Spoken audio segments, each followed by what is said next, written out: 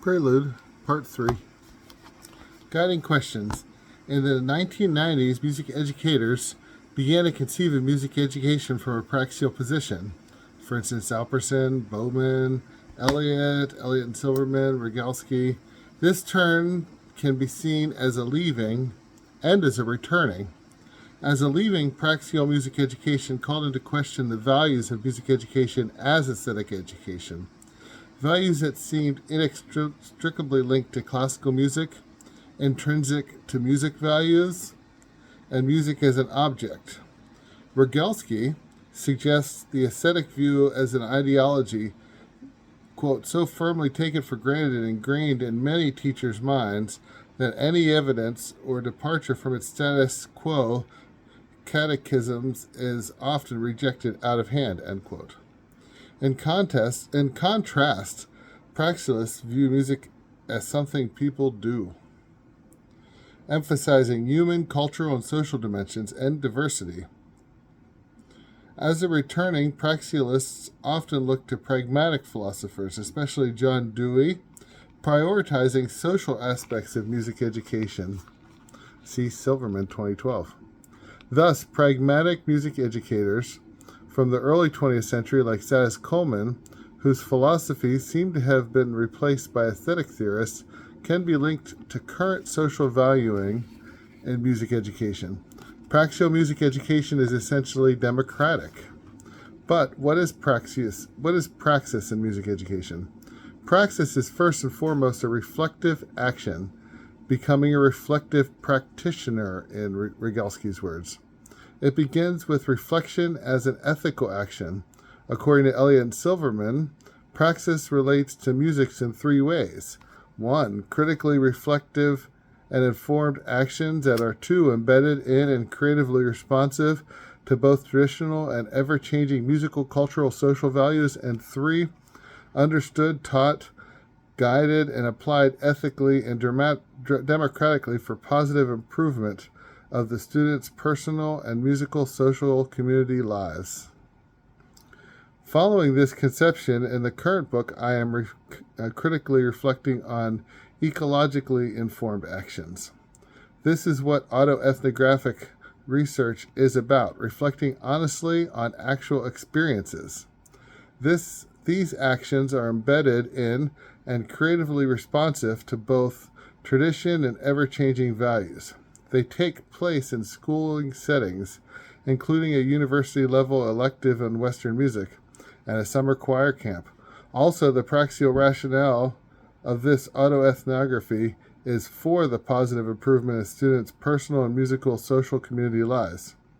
It is the ecological crises that seem to characterize the 21st century as much as, if not more than, other social challenges facing humanity.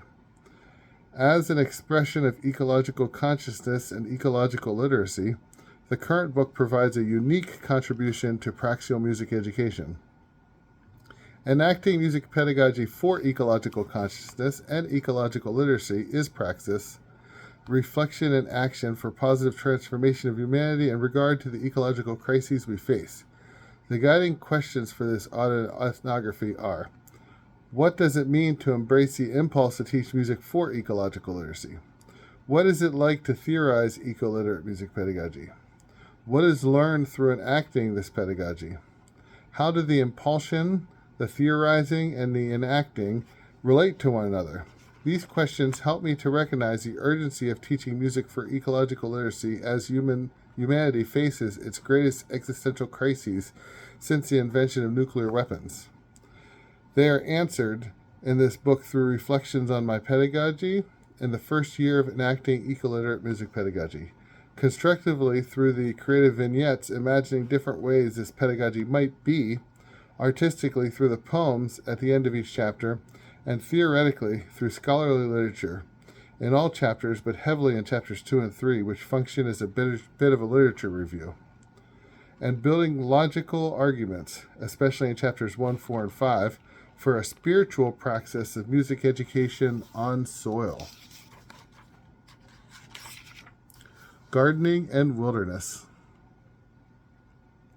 As metaphors, gardening can be used to clarify ecological consciousness, and wilderness can be used to clarify ecological literacy. To understand eco-literate music pedagogy, understanding how I conceive of these two ideas becomes important. At a fundamental level, the idea of consciousness is awareness. People become aware of objects or ideas through 5 senses: sight, hearing, touch, taste, smell. Because of the small scale of consciousness, the individual person is a unit of measurement.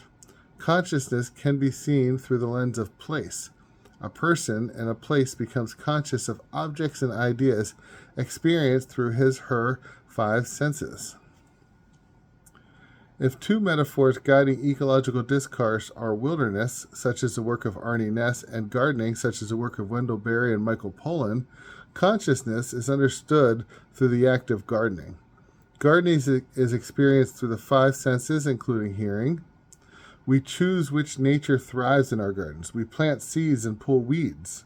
We're guided by the wisdom of people who have lived on this soil before and who live nearby. Ecological consciousness is a process of living well in place, of balancing our cultural, including aesthetic, desires with nature near us. We choose what beauty to cultivate in our gardens. Ecological consciousness can and should involve forming positive experiences through education. This metaphorical use employs a simplified conception of gardening. The metaphor transforms by considering specific schools of gardening, such as organic, raised bed, no-till, or permaculture. However, all gardening techniques say something about how people live with nature. To control weeds, one gardener sprays pesticides and another grows cover crops. To aerate soil, one gardener plows and another plants radishes. These choices say something about how each person understands his/her relationship to nature. Each is specific and experienced. Ecological consciousness is experienced as cultural. In contrast, ecological literacy involves abstraction. In this way, it is more like wilderness than gardening. Wilderness is necessary, but not lived in by us. Human life makes a place unwilderness, or at least less wilderness. Questions of wilderness invoke questions of policy.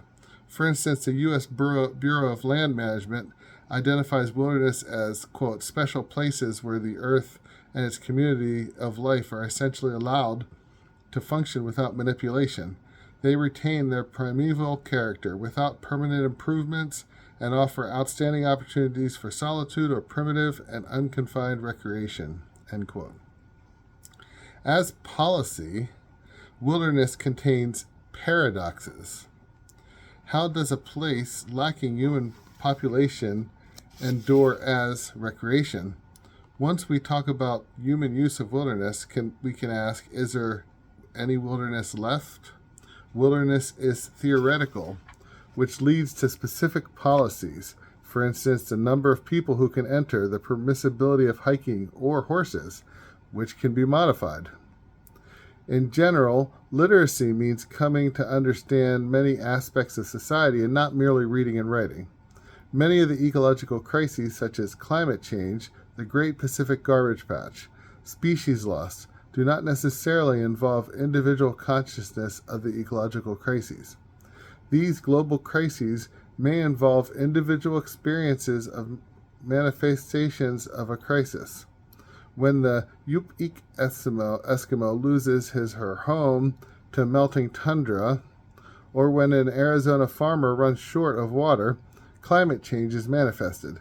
But climate change as a concept requires an ecologically literate citizen who connects these experiences to a theory. An ecologically literate citizen, especially in a suburb, may not actually experience any of these manifestations. For instance, waste can be artfully kept out of sight. Thinking historically and re-theorizing are important. When manifestations occur differently than previously theorized, the ecologically literate citizen understands a newer, more accurate theory. In recent history, the greenhouse effect was replaced by global warming and then climate change, each providing a better theory. Ecological literacy, as praxis, involves looking courageously at the ecological crises. Reflection. and identifying ways to alleviate these crises. Action.